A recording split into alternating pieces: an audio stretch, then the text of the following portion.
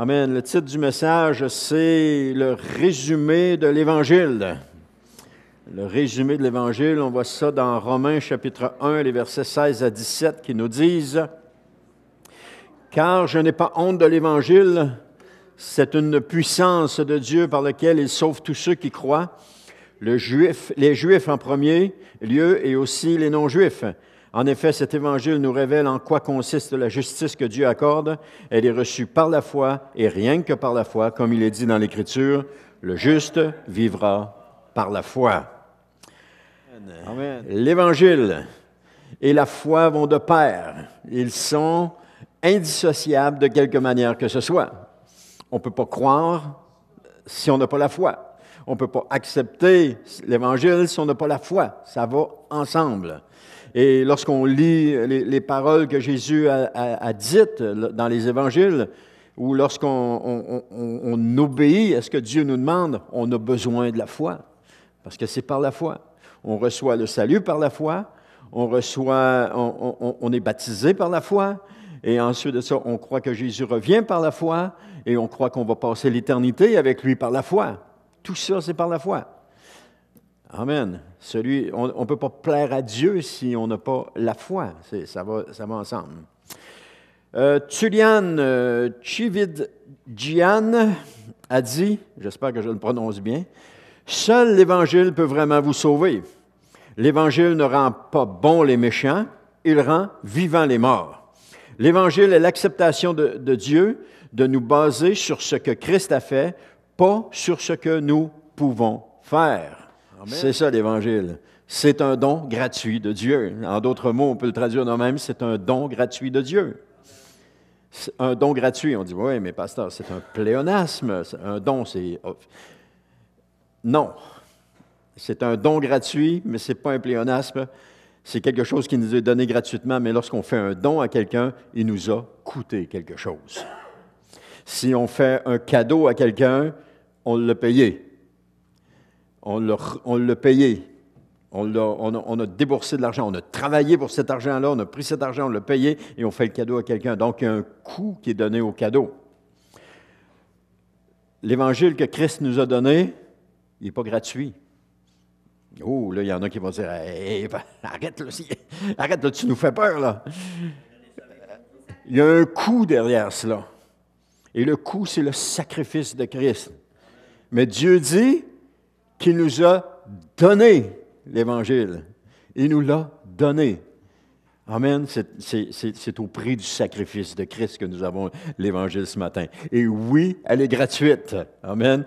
Elle est gratuite. Nous la recevons gratuitement. C'est un don gratuit. C'est un don que Dieu nous fait. Mais Jésus a payé le prix en arrière.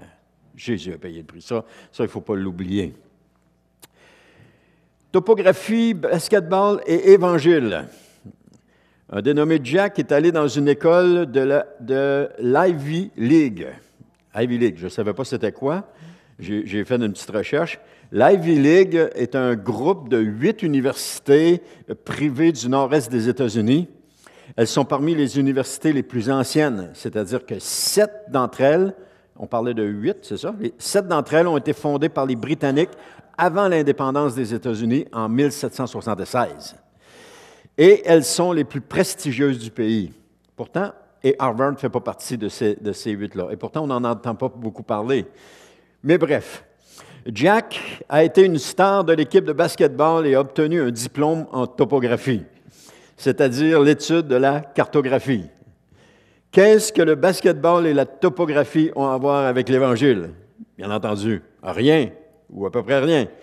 Sauf que des années plus tard, Jack s'est retrouvé en Turquie en tant que pasteur d'une petite congrégation.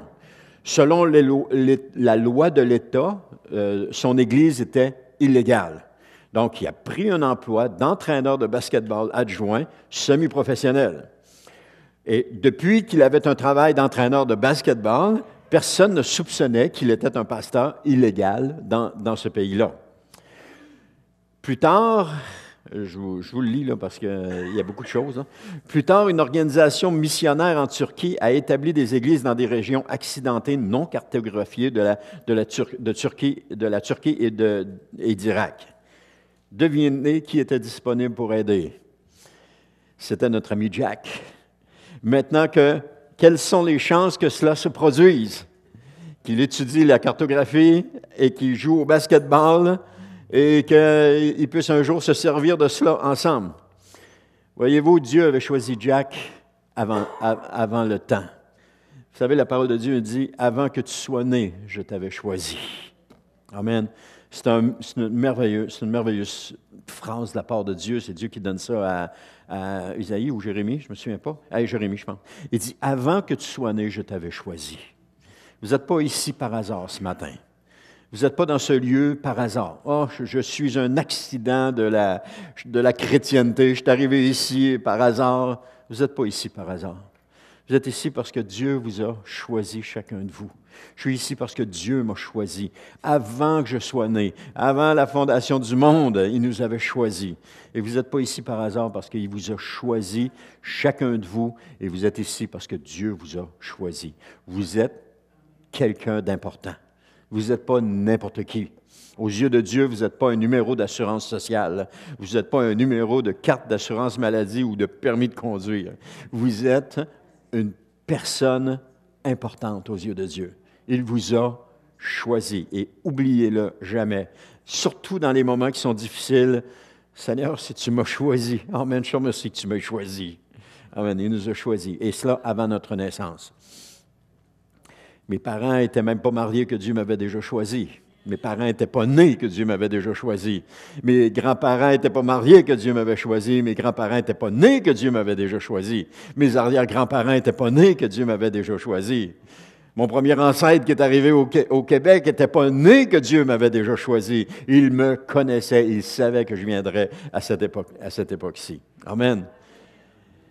Alors, Jack pensait que le basketball n'avait aucun lien avec l'Évangile, puis il pensait que la topographie n'avait aucun lien non plus avec l'Évangile. Quel lien est-ce qu'il y a entre ce que vous faites et l'Évangile? Il y a sûrement un lien. Et c'est à vous de le trouver ou de demander à Dieu.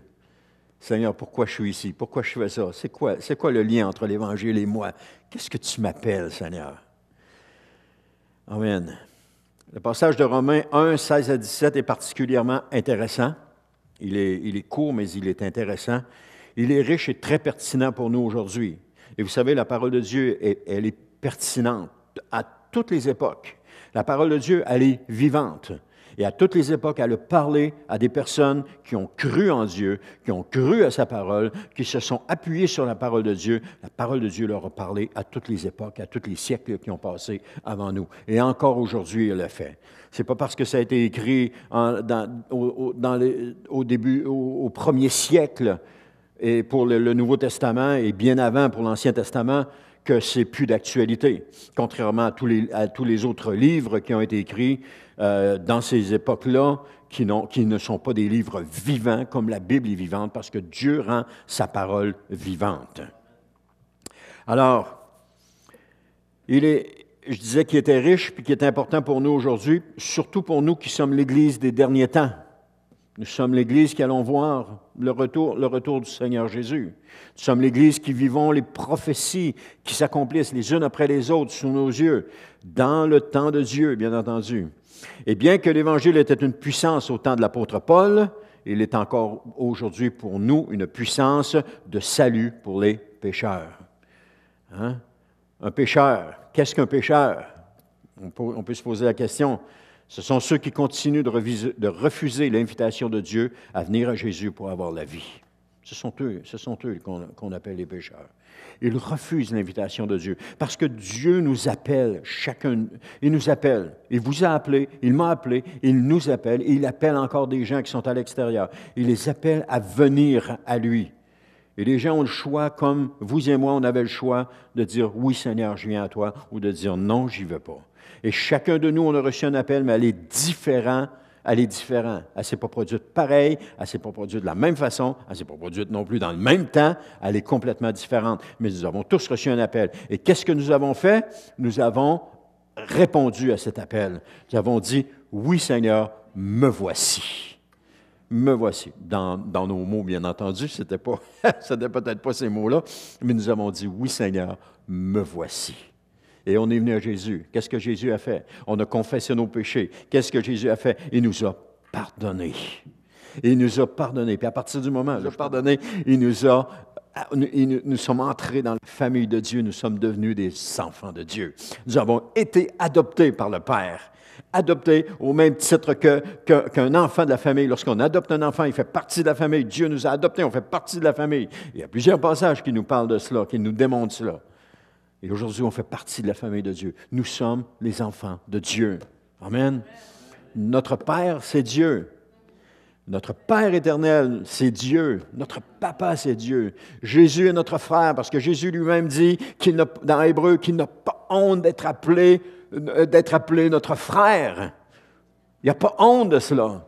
Il est fier de cela. Parce que nous avons la même chose que Jésus, nous obéissons au Père. Comme Jésus a fait. Nous obéissons au Père. Et il n'y a pas honte de cela. Amen. Il ne faut pas avoir honte d'obéir au Père. Alors, notre génération craint véritablement les mots. Hein? Quand on parle de pécheur, de péché, de repentance, notre génération craint les mots. Elle change les mots pour les rendre plus accommodants. On ne dit plus naître de nouveau, on dit changer d'attitude. Hein? Mais ça ne change rien à ce que c'est foncièrement. Naître de nouveau, c'est la première chose qu'on a entendue, c'est ancré dans notre mémoire, et si quelqu'un arrive et dit « Oh, il faut que tu changes d'attitude. Oh, là, on ne te prend pas. Non, ça ne se peut pas. » Mais pourtant, c'est la même chose, ça a la même valeur. Ça dépend de la génération qui le reçoit, le mot.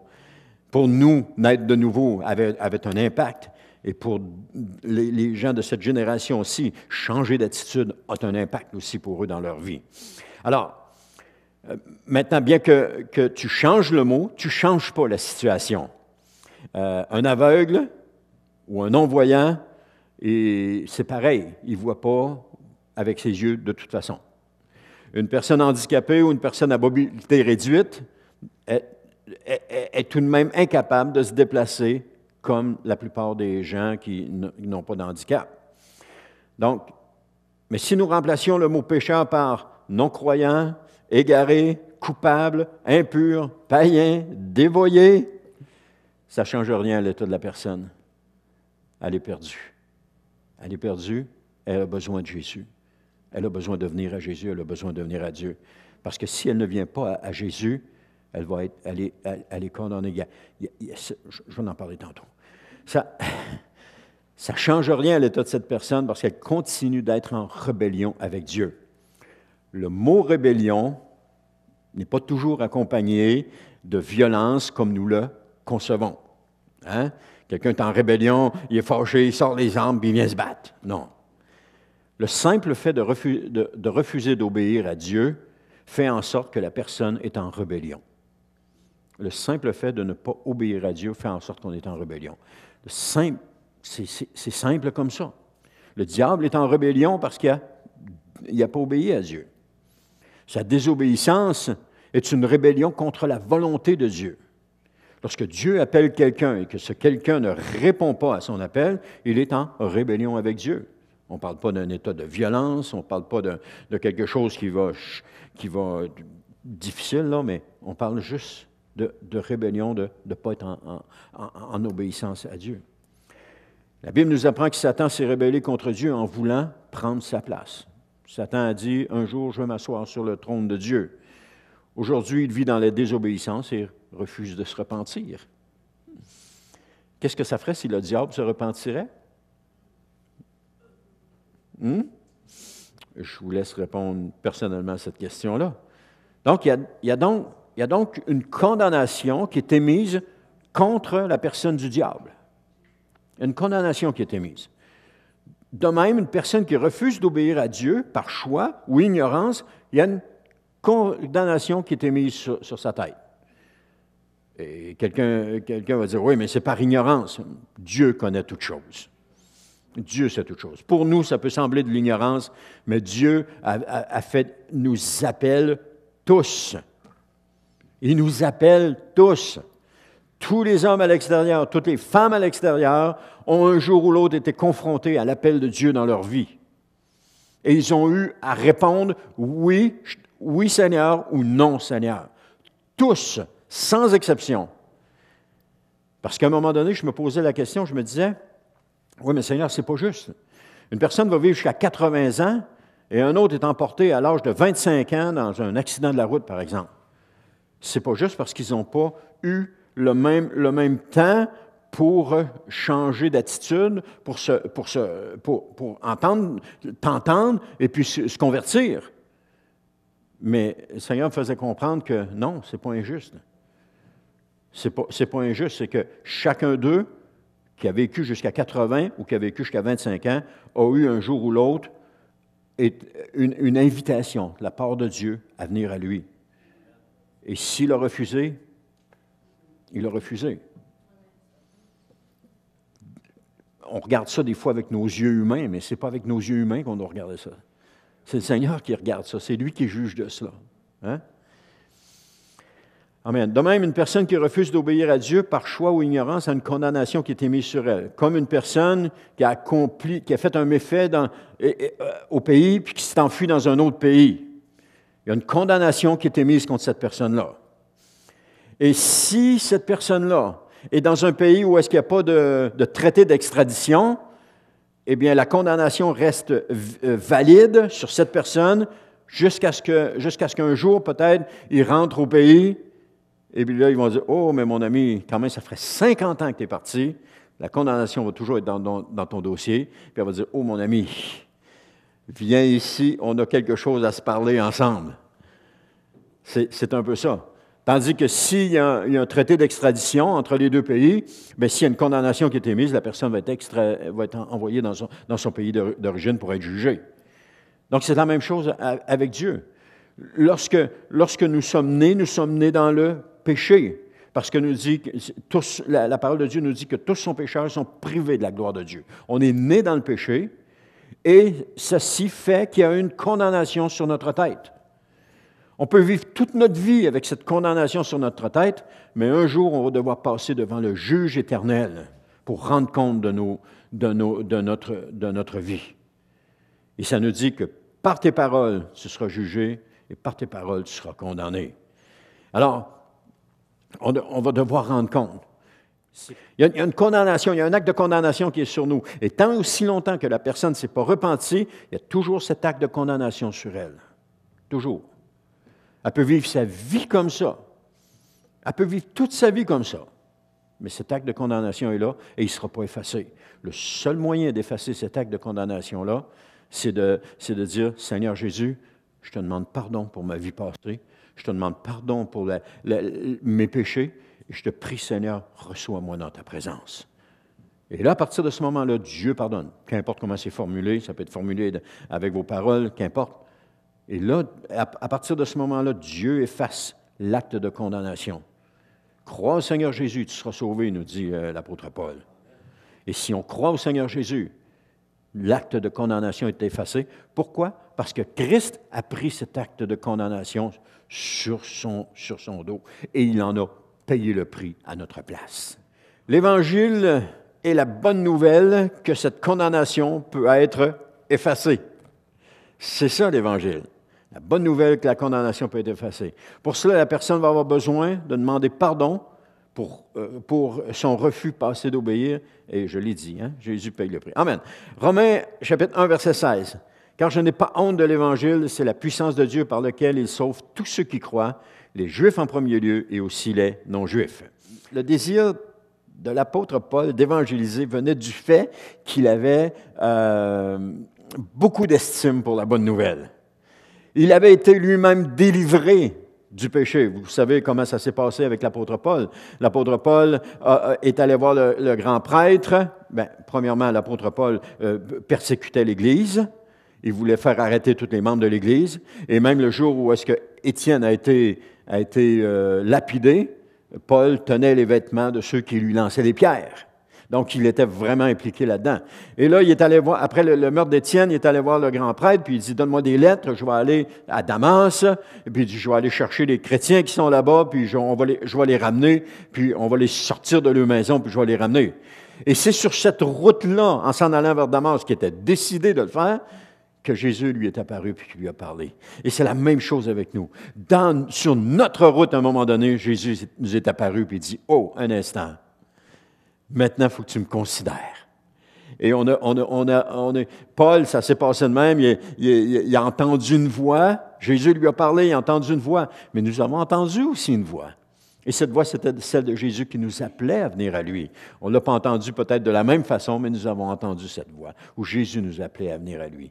Et là, Paul est tombé de cheval, il y avait une lumière, il s'est retrouvé aveugle pendant 3 jours. Bref, vous connaissez l'histoire. À partir de ce moment-là, Paul a été délivré de sa vie de péché. Il souhaitait maintenant faire savoir au monde qu'il pouvait être sauvé.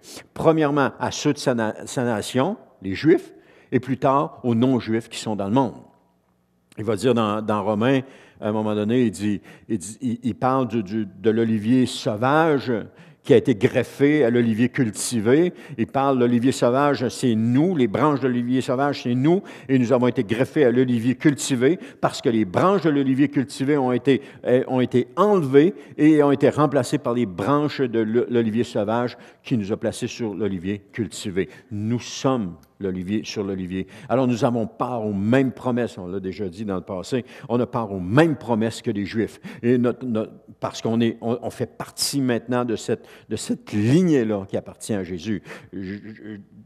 Abraham est notre père, David est notre ancêtre, comment? Par adoption. Pas dans la lignée juive, mais par adoption. Vous dites, oui, mais c'est-tu possible que ça se fasse de même? Oui, parce que Rahab n'était pas une juive, elle n'était pas membre du peuple hébreu. Rahab elle vivait dans la ville de Jéricho avant qu'elle soit détruite, et Rahab a été jointe au peuple de Dieu. Et Rahab a été, je pense que c'est elle, oui, c'est ça, Rahab fait partie de la lignée de David. Et la même chose avec Ruth. Ruth était une Moabite, donc elle habitait le pays de Moab. Et Ruth, à un moment donné, a rencontré, comment elle s'appelle? Naomi ou Noémie, prononcez-le comme vous voulez. Elle a rencontré Naomi et puis elle a plus voulu quitter Naomi. Elle est revenue au pays. Elle a marié Boaz. Ils ont eu un fils et ce fils-là était le grand-père de David. Donc, elle a été acceptée dans le peuple de Dieu. Et nous sommes acceptés dans le peuple de Dieu. L'Église aujourd'hui, l'Église du Seigneur Jésus, fait partie du peuple de Dieu. Elle est le peuple de Dieu. Quand on regarde dans la Bible, ça parle du peuple saint. Et là, on pourrait penser que ça parle du peuple juif, mais lorsque la Bible utilise cette expression, le peuple saint, elle parle tantôt du peuple hébreu, tantôt de l'Église. Elle parle des deux. Donc, le peuple saint, c'est l'Église du Seigneur Jésus et c'est le peuple juif réunis ensemble à travers le Seigneur Jésus. Amen, c'est ça qu'on est. Il y avait le désir que les autres vivent, en effet, la justice qu'ils avaient vécue. Et seulement dans l'introduction de l'Épître de Paul aux Romains, il utilise le mot « évangile » 4 fois. Dans les 1, 2, 3 et 4 dans les 4 versets, il utilise le mot « évangile » 4 fois. Alors, plusieurs considèrent l'Évangile comme le thème central de l'Épître aux Romains, et ils ont bien raison. Ça fait partie du thème central. D'ailleurs, « évangile » signifie « bonne nouvelle ». Alors, la bonne nouvelle, c'est que Jésus sauve encore aujourd'hui. Jésus délivre encore aujourd'hui. Jésus relève, Jésus pardonne, Jésus restaure, Jésus efface aussi notre passé. Qu'importe ce que nous avons vécu, lorsque nous venons à Jésus, Jésus peut effacer ce passé-là. Il peut l'effacer. Il l'efface comment? Avec son sang. Amen. Je disais toujours, quand on avait des Bibles papier, j'en ai encore, inquiétez-vous pas, il y a toujours une page blanche entre les deux testaments. Hein? Et cette page blanche représente la sainteté de Jésus. C'est lui qui fait la distinction entre les deux. J'ai juste une petite note comme ça. L'apôtre le proclamait avec persévérance en étant une nécessité plus que nécessaire concernant l'Évangile. Il le désigne comme une puissance de Dieu. Et qu'est-ce que le mot puissance signifie? Pour plusieurs, il est synonyme de grande force, de déploiement majeur, puis d'invincibilité. Voici ce qu'on pense quand on pense au mot puissance. On pense quelqu'un qui est supérieur aux autres, qui est solidement ancré, qui est fort, puis que tu ne peux pas déloger. On dit, oh, lui, il a de la puissance, parce qu'il peut faire quelque chose, puis les gens vont, comme les super-héros, hein, ils tendent la main, puis là, il y a quelque chose. On dit, ils ont de la puissance. Mais en même temps, c'est ce que la télévision nous présente. C'est ce que les films nous présentent. C'est ce que les jeux vidéo nous présentent. Que la puissance, c'est un déploiement d'énergie extraordinaire. Mais l'Évangile de la Bonne Nouvelle est le moyen utilisé par Dieu pour justifier une personne. Et c'est ça, la puissance de Dieu. Ce n'est pas un déploiement d'énergie par une personne, comme par exemple l'apôtre Paul qui prêchait l'Évangile et que là, il y avait tout un déploiement d'énergie, que les gens étaient stupéfaits, puis là, ils tombaient à terre, puis oui, on veut le Seigneur, on veut le Seigneur. Qu'est-ce qui s'est passé le jour de la Pentecôte? C'était la puissance de Dieu qui se manifestait là. Et pourtant, c'était des hommes et des femmes qui priaient, le Saint-Esprit est descendu, ça a fait un gros bruit, un gros boum. Les gens de toute la ville, ils ont dit, qu'est-ce que c'est ça? Ils sont arrivés en courant, là, qu'est-ce qui se passait? Et qu'est-ce qu'ils découvrent? Des hommes et des femmes qui parlent dans leur langue des bontés de Dieu. Là, ils sont tous surpris de ça. Ça, c'est la puissance de Dieu. C'est pas le boum qui les a fait venir qui est la puissance de Dieu. C'est les gens qui parlent en langue, qui parlent le langage de ces gens-là et qui sont en train de rendre gloire à Dieu. Ça, c'est la puissance de Dieu. Donc, on peut le voir comme ça. C'est sûr que la puissance de Dieu, c'est aussi d'avoir créé le ciel, la terre. Oui, c'est un gros boom. Ça fait partie de la puissance de Dieu. Mais c'est aussi dans les petites choses. Parce que dans les choses comme on vient de voir. Donc, l'Évangile, la bonne nouvelle, est le moyen utilisé par Dieu pour justifier une personne. Et lorsque nous croyons au message de la bonne nouvelle de l'Évangile, nous sommes sauvés. Lorsqu'on croit, je le répète, lorsqu'on croit au message de la bonne nouvelle de l'Évangile, nous sommes sauvés. Croire, juste croire. On dit alors que c'est une puissance de Dieu parce que personne ne peut se sauver lui-même. On ne peut pas se sauver nous-mêmes. Quand on entend des personnes dire « Oh, je m'arrangerais bien avec lui l'autre côté. » Désolé, ça ne marche pas. Mais cette personne-là est convaincue que ça marche. Mais il va être surpris, parce que ce n'est pas ce que la parole de Dieu déclare. La parole de Dieu, c'est le manuel. Il y a été une époque où on disait que la parole de Dieu, c'était le manuel du fabricant. Il disait, c'était l'époque des vidéocassettes VHS, on achetait tout le temps des lecteurs VHS, puis il y avait toujours le manuel d'utilisation. Il y avait plein de boutons dedans, puis si on regardait pas le manuel d'utilisation, on ne pouvait pas savoir à quoi ils servaient tous les boutons. Surtout quand ça venait le temps de faire la programmation pour enregistrer une émission.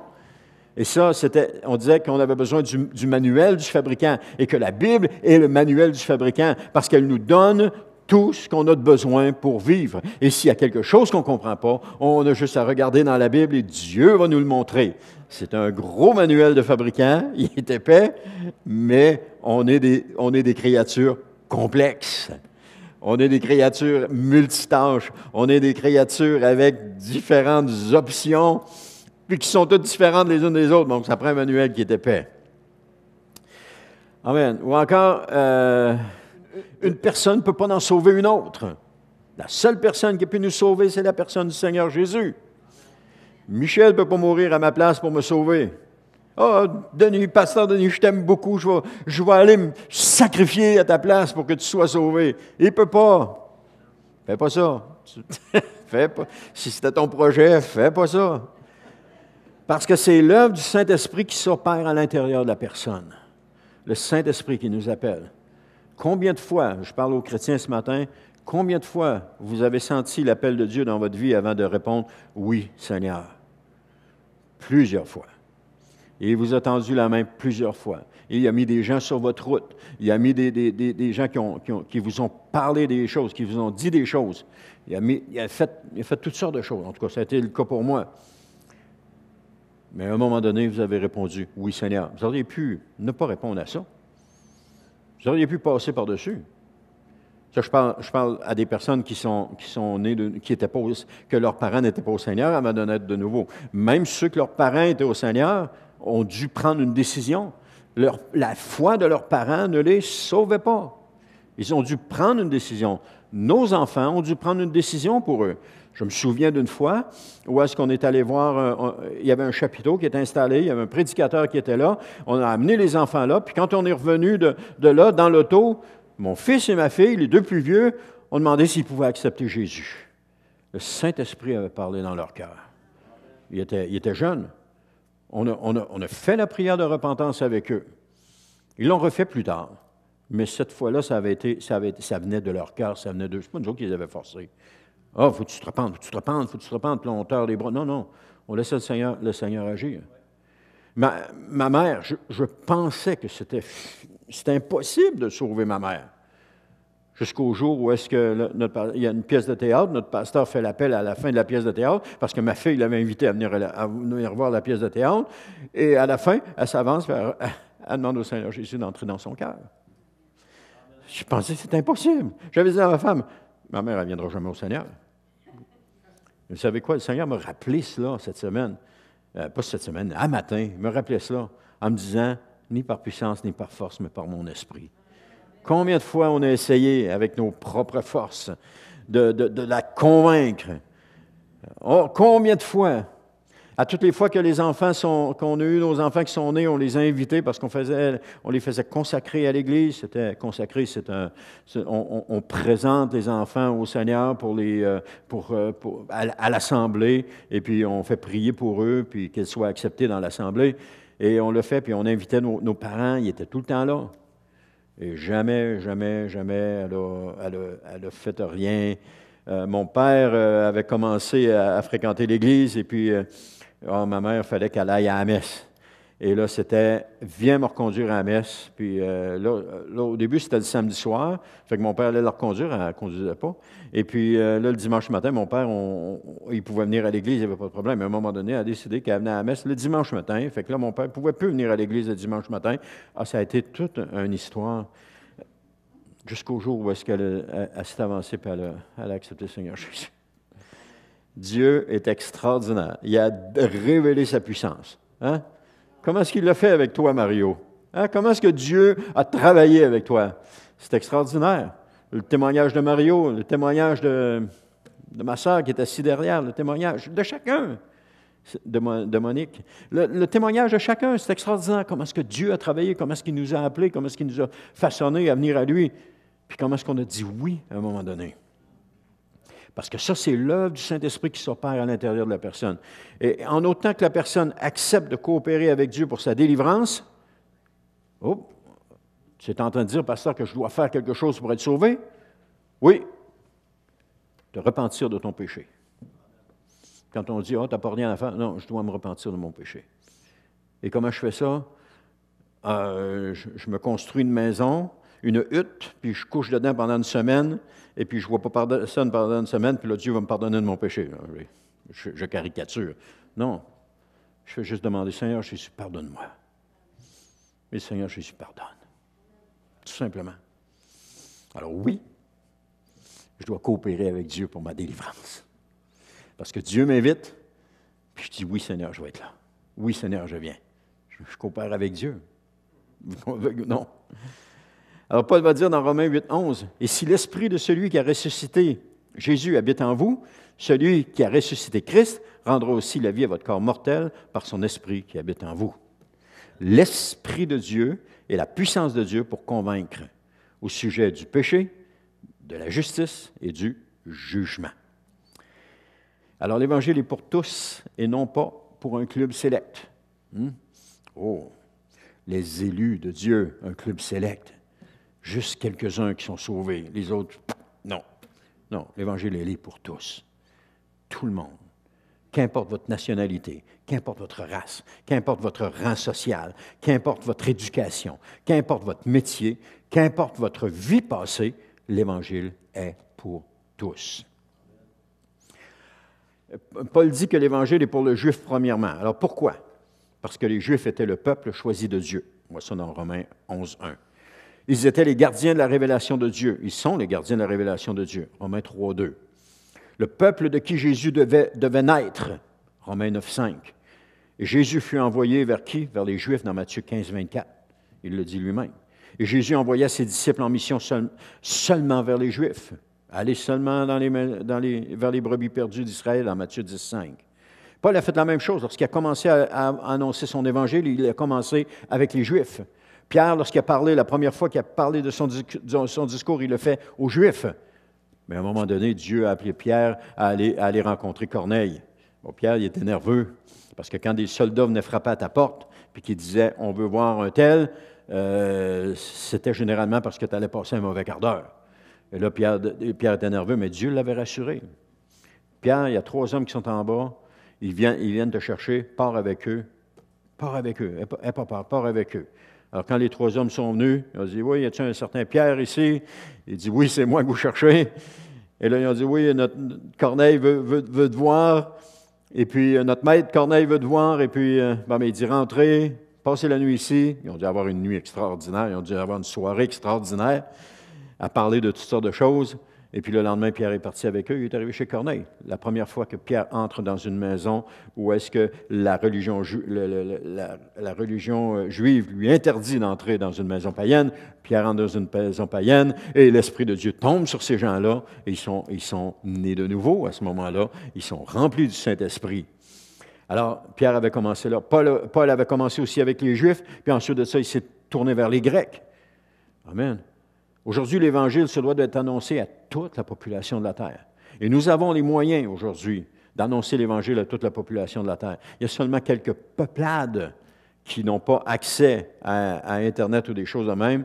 Et puis, mais un jour, ils vont entendre le message de bonne nouvelle. Parce que nous dit dans Matthieu 24, 14 que la fin viendra seulement lorsque toute la population de la terre aura entendu la bonne nouvelle.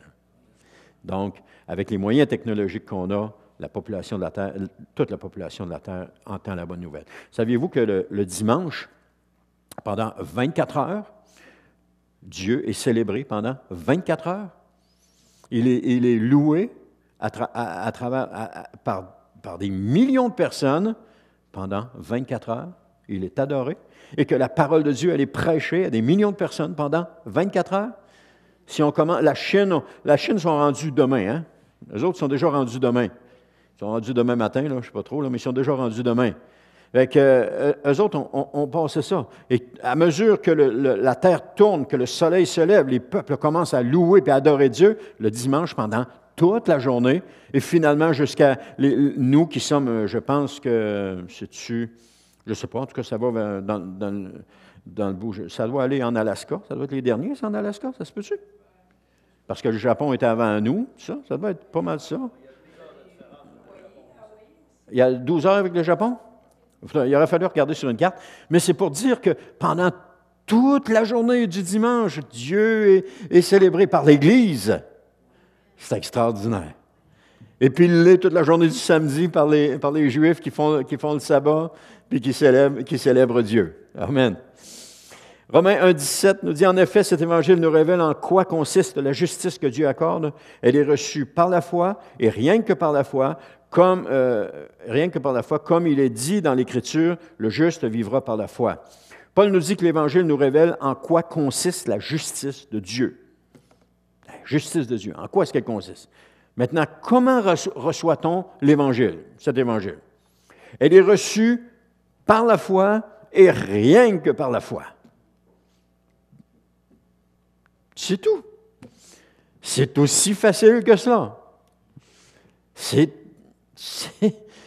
quelqu'un qui s'attend à dire « moi, je suis prêt, Seigneur, à faire gros pour être sauvé. » Il dit « Non, crois, Jésus a déjà tout fait.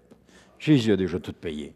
Jésus a déjà tout accompli pour toi. » Une autre traduction qui dit qu'elle est reçue par la foi et vécue par la foi. Hein? On dit qu'elle est reçue par la foi, rien que par la foi, mais une autre traduction dit elle est reçue par la foi et vécue par la foi. L'Évangile est vécu par la foi. Encore une fois. Donc, la foi est indispensable à la vie chrétienne. On a besoin de la foi, on a besoin de croire.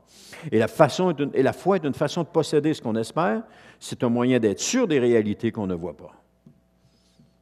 Des fois, on pense, on pense à du matériel, posséder ce qu'on espère. J'espère avoir une auto neuve.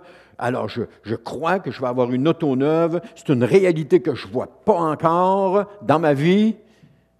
Ça, c'est du matériel. Mais on parle de l'Évangile ici.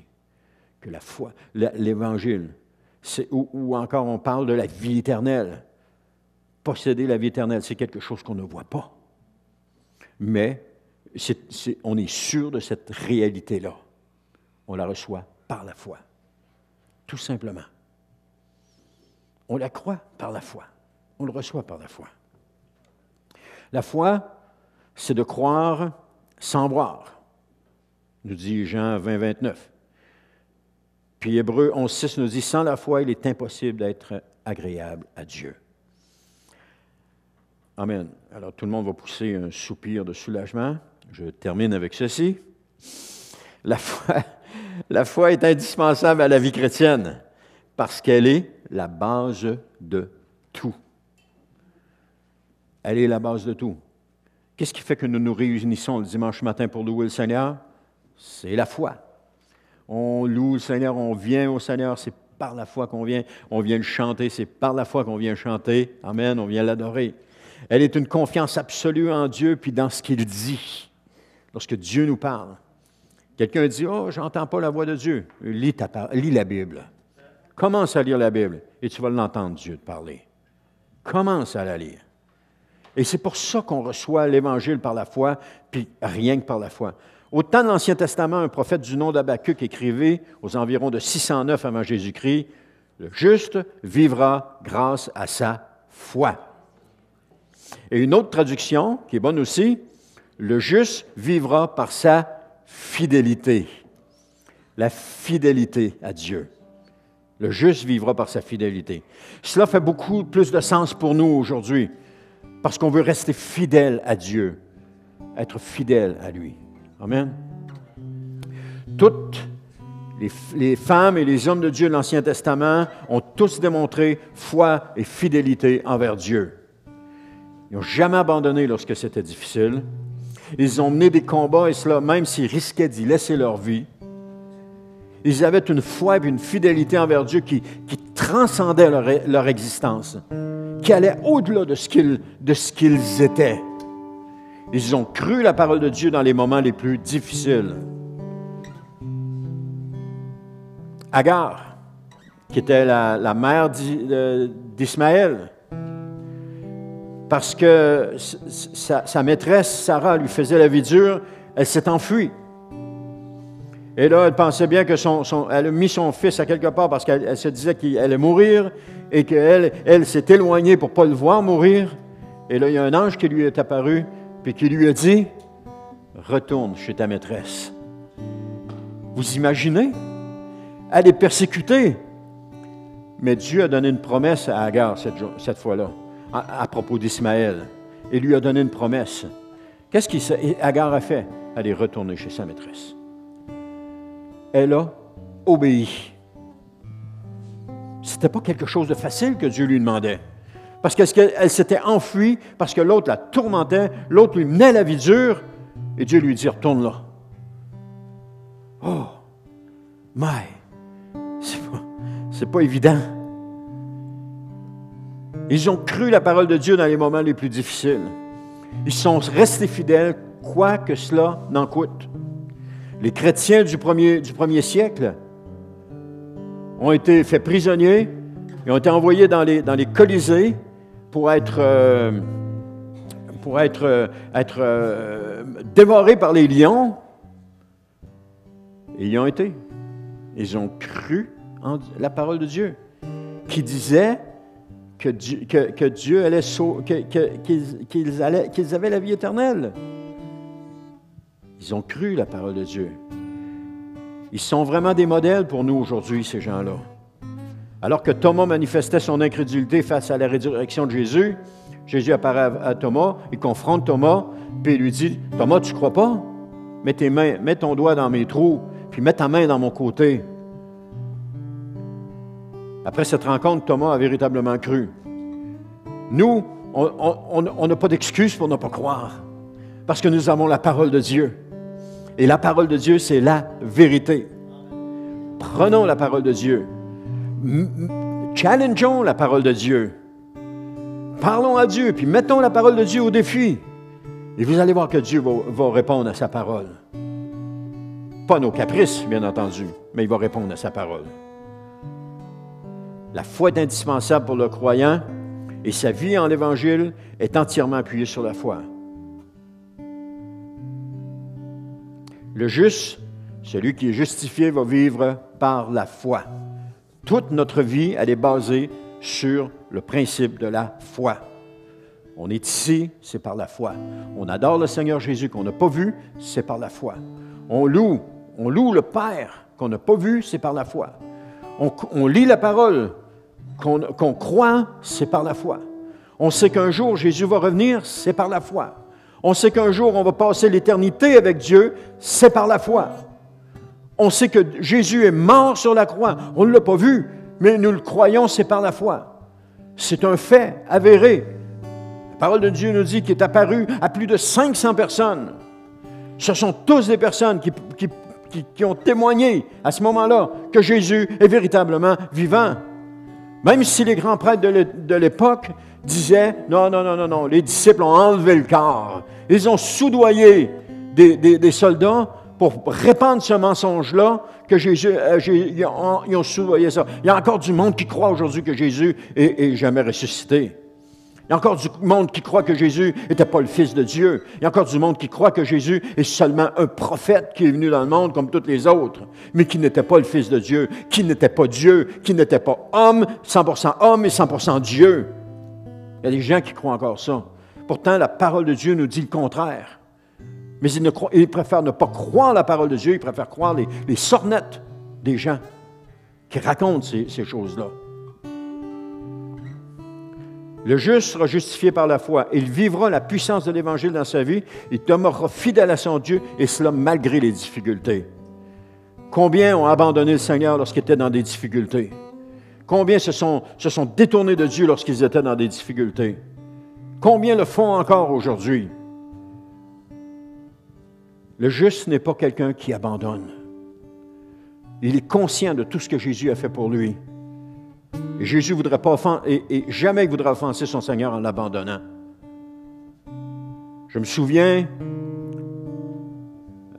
à toutes les semaines, pendant je ne sais pas combien de temps, je m'en allais et je me disais, je prenais l'autobus pour aller travailler, je marchais à pied pour m'en aller jusqu'à l'arrêt d'autobus, puis je me disais, « Oh Seigneur, c'est fini, Seigneur, j'arrête tout, je te suis plus, c'est fini, je suis plus capable. » Et le Seigneur m'avait donné une parole à un moment donné, dans sa parole, qui me disait, « Comment est-ce que tu vas faire pour oublier tout ce que j'ai fait pour toi? » Et là, je me disais, oh, « T'as raison, Seigneur. » Puis là, je m'en allais, je marchais, là, puis je m'en allais vers l'autobus, je disais, « T'as raison, Seigneur. » Les gens qui me voyaient passer devant la maison, ils devaient dire, « Coudon, il parle tout seul. » Non, je parlais à Jésus.